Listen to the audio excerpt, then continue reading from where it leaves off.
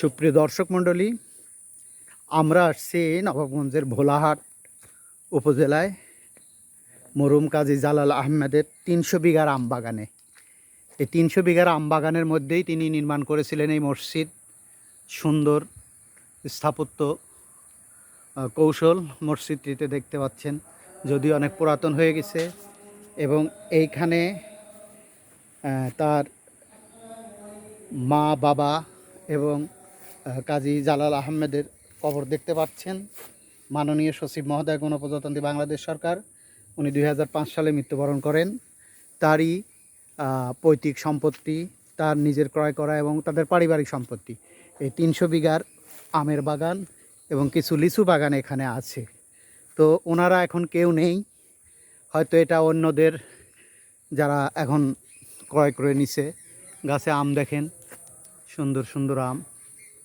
300 বিঘা জমি আম বাগান, এটা একটা চিন্তার বিষয়। এখানে এই ঘরগুলোতে যারা আম পাহারা দেয়, আম পাড়ে, তারা থাকে। এবং দেখতে পাচ্ছেন যেদিকেই চোখ যাবে শুধু আমের বাগান, আমের বাগান। আমরা একটু নিচু হয়ে দেখি, দেখেন শুধু আম আর আম। এত বড় বাগান ইতিপূর্বে আমার দেখা হয়নি, তাই আপনাদের জন্য এই ভিডিওটি করলাম। এবং সাথে একটা মেসেজ দিতে চাই যে সম্পদ মানুষকে তেমন একটা কিছু দিতে পারে না। দেখেন তারা আজ কেউ নাই, অন্য লোক এই সম্পদগুলোর মালিক হয়ে আছে। এই যে সুন্দর আম, তবে ব্যবসায়িক হিসাবে, ব্যবসার ক্ষেত্রে এবার আম বাগান খুব একটা লাভজনক না।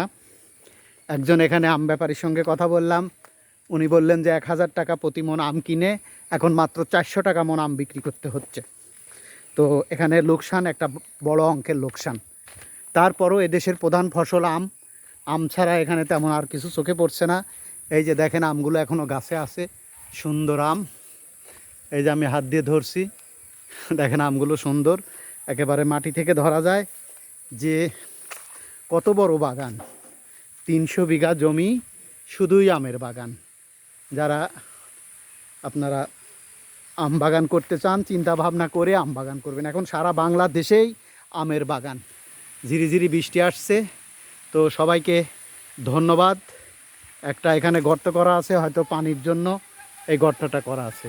চারিদিকে লোকজন ছোটাছুটি শুরু করছে বৃষ্টিতে। যারা আম পাড়তে আসছে, ওই যে দূরে দেখতে পাচ্ছেন, এরা বৃষ্টির পানি থেকে নিজেকে রক্ষা করার জন্য দৌড়াচ্ছে।